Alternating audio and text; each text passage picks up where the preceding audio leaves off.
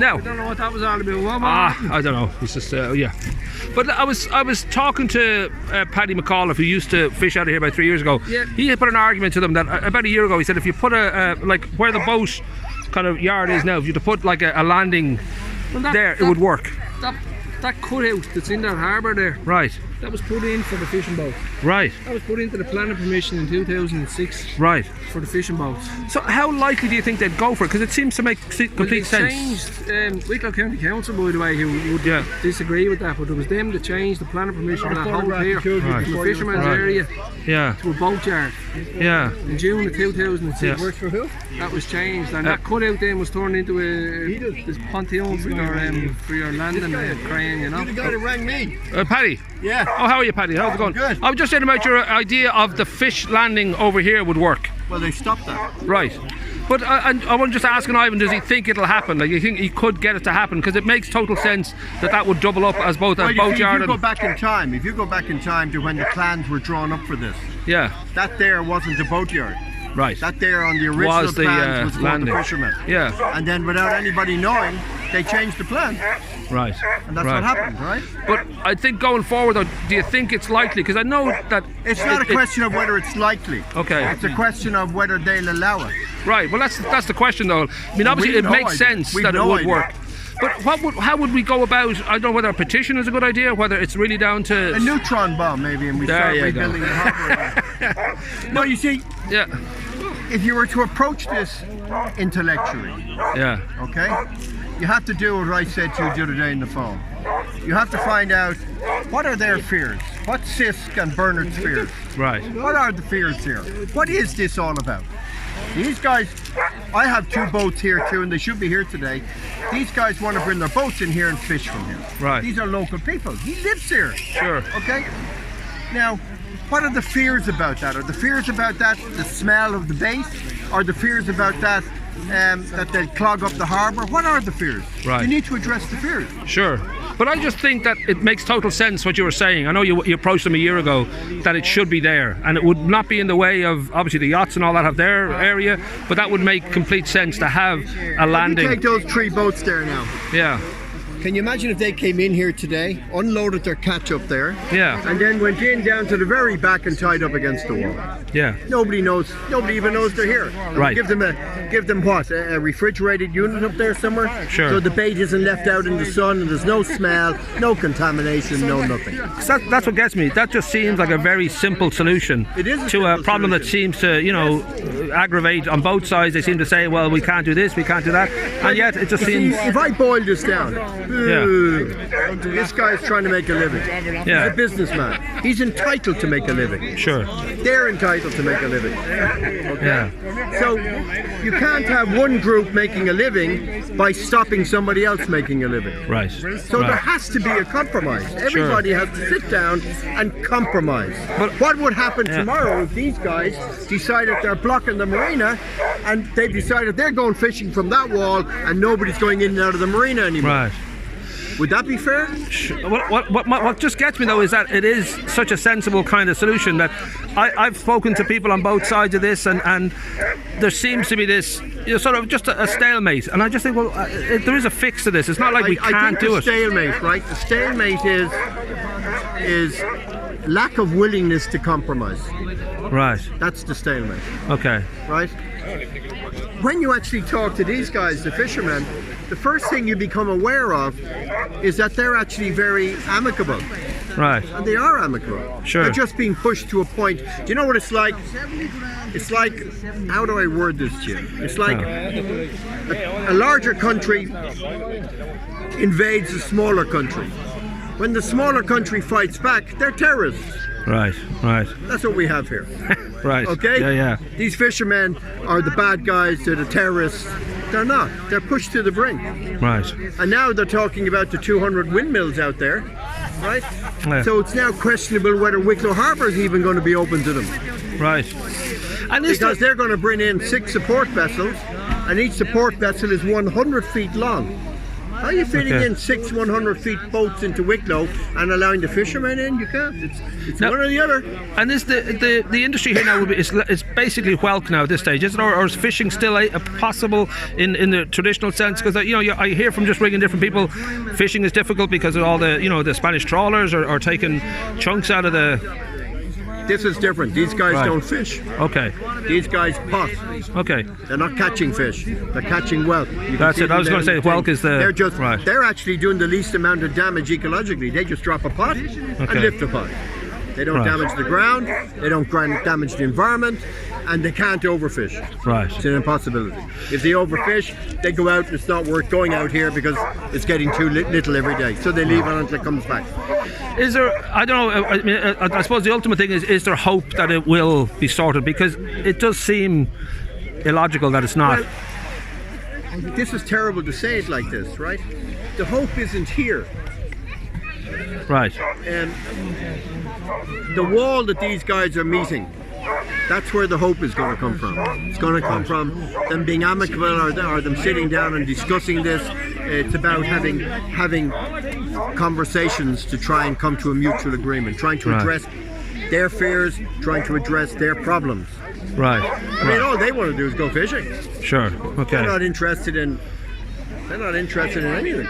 They just want to go fishing. Whose call is it ultimately? Is it CISC? Is it the council? Is it everybody has to work together? I don't know how this would be a reality, that there is an availability of fishing here in the harbour.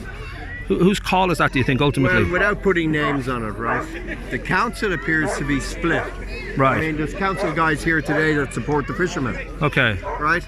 There's council guys that support CISC marina. And right. the marina. Okay? Yeah. Some people think it's CISC's the call. Other people think it's the marina's call. Right. Right? So the first problem you have here is nobody knows whose call it is. Okay. I mean, should they have any call at all? Well, I know you would imagine CISC, they have a 30-year lease on the harbour. You would think like they would be the ones. Say that again. Haven't they got a 30-year lease or something, CISC? On what? On this whole harbour marina? I'm not sure exactly. On the harbour. Is it? On the harbour? Harbour. Okay. What is a harbour? Right. It's a place of refuge for ships at sea. Right. These guys aren't allowed in here. Okay. Even if there is a storm. Okay. So, as I said, So if they're coming down here and there's 50-foot waves, they've got to go all the way to Wicklow or all the way to Dunleary. They're not allowed in here. And if they come in there, they'll get shipwrecked there because of the northeasterlies. Up till 3 years ago, you were kind of fishing out of here, but it was very difficult. You had to go to Dunleary to get your bait. I had a smaller boat. Okay. And I had a larger boat, but my larger boat fished out of Wicklow because it just couldn't function in here. Okay. And the smaller boat we had in here, we were doing crab and lobster fishing. Okay. But the problem with the crab and lobster fishing was they didn't want us to bring the bait down to put on the boat. So we weren't allowed to leave the bait on the boat overnight if we did sneak it down. Okay. And then when we came in with our catch, we weren't allowed to unload the catch, so we were at this. Right. So we couldn't do it. And there is that sort of and we paid our fees in the marina for 2 years, but the boat never went out. There is a sort of undercurrent from talking to different people that there's a kind of a Grinch involved here who just basically, bottom line, doesn't want fishing. There's a Grinch involved in the mix here who doesn't want fishing around this part of. And who do you think the Grinch is? Well, I think there's a person who kind of rules over the harbour in many ways, and it's sort of believed that he just doesn't want this to happen, and that's really what's stopping progress. He's probably the chap that won't sit down and have a conversation with the fishermen. Right. Right. I mean, this was being run not very well. Where they repair the boats, right? Sure. And I used to bring my boats in there and lift them up, and we change the anodes and whatever every year, right? And the chap that was involved in it, one of the chaps that was involved in it was leaving. So I said, I'll put in a couple of grand, reinvest in new cables for the winch, tidy the place up, and I'll put a guy in here that goes through what they go through in 6 months. He'll go through it every week. Right. He'd be a proper guy. Where you bring a boat in, it's in for 24 hours and it's out again. Got it. Yeah. And it sounded great. It was great. And what I was going to do was I was going to let them come in and unload. Right. I didn't have a problem with them unloading and use the crane off the. Sure, that's already there. Yeah. Up, right? Yeah. It's all sitting there. Yeah. And I don't know who got wind of what, Okay? Right. But the Grinch stopped it. Okay. Whoever the Grinch is. Right, and that would seem stopped it dead in its tracks. Because it does make a lot of sense. So it does sort of suggest not so much that they want a solution, but they just want to keep. They want to keep this the way this is. Right. That's the truth. Right. And even being, even if you were being kind of like, sort of mercenary about this, it would be gorgeous for like the harbour to have fishermen in it, because it just is part of the tradition and looks great. If you go to any harbour anywhere in the world, where's the first place people go to walk? To look at the yachts or look at the fishing boats? Yeah. So fishing boats massively increase the tourist attraction of a place. Sure, It makes it look beautiful and picturesque. So I suppose the final thing is, would you have an optimistic feeling about this, or would you, when you get a good turnout today? I don't know whether I think what's probably going to happen today is those fishermen there are going to finish doing what they're doing here. Then they're going to go into that wall in there, the north wall. They're going to tie up there, even though the Grinch has removed all the cleats that they used to tie up to, which I don't believe that somebody has removed cleats that stops a boat coming in to protect itself from the weather, and he can't tie up. Right. But they've been gone a couple of years. But they're going to go in there and tie up in there now. So I think the situation now is going to, instead of sitting down and having dialogue, it's going to escalate. Okay. Right. It's going to escalate where either one group is going to get very aggressive and try and impound boats, or the other group is going to get very aggressive and just start fishing out of here. Right. And to hell with everybody and not talk to anybody. And I think they're going to allow this to escalate to a point where it all breaks down here. And then the guys that are being invaders are going to be accused of being terrorists. Yeah. Yeah, it's a shame. It just seems such an easy fix, and yet it's it just keeps fix, right? And there isn't that many. There's only 1, 2, 3, 4, 5. There's only 6 boats that want to fish out of here. Right. The rest won't come here anyway. Sure. There is, the facilities aren't that, there isn't the refueling and all that they need to be using as a full-time. But certainly for Greystones itself, it would suffice. Over here, the marina's putting in refueling stations. Oh, okay, I didn't know that. His benefit. Right. These guys will buy fuel off them. There you go. Well, I think it is. Logic hopefully does win out sometimes, and I would hope in this case. I always say in business, if you address the fears of the obstacle gets removed. Right. But they need to be given the chance to sit down and all agree and try and address the fears. Right. Well, here's hoping. There's nothing stopping rules and regulations being put in, and if the fishermen breach this, you're out. Sure. What's wrong with that? But I do think that you should be allowed in, especially given that ultimately this is what, as you say, a harbour's for. This is what it's supposed to be. Yeah. It's not a Healy Hansen showroom. Right. You know what I'm saying? Well, it is some days. I'm not nothing against yachts. I have a yacht in there. Right. There you go. Yeah. But I think there's also that notion that there is a division now between the haves and the have-yachts. That there isn't there is a wealthy sort of clientele here, and the fishermen don't quite fit into that. Do you know what it is? They have a feeling that the harbour is being run by private enterprise, right? Right. On a commercial basis. And while this is a commercial enterprise for people, their commercial business is not being discussed. Right. They're exactly the same as what everybody else is. Right. This is their living, right? And it is their living. But the big difference is these people are local.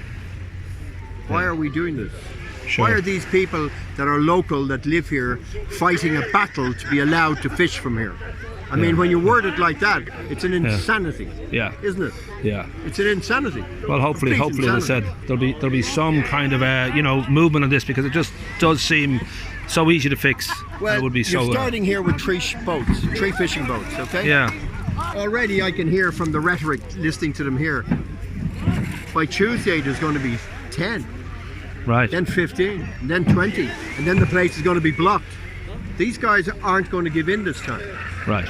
And the only reason they're not giving in is because every time something is said to them and something is promised to them, it just never happens. It's just to placate them, get rid of them, and just back to everything the norm. And that's wrong too.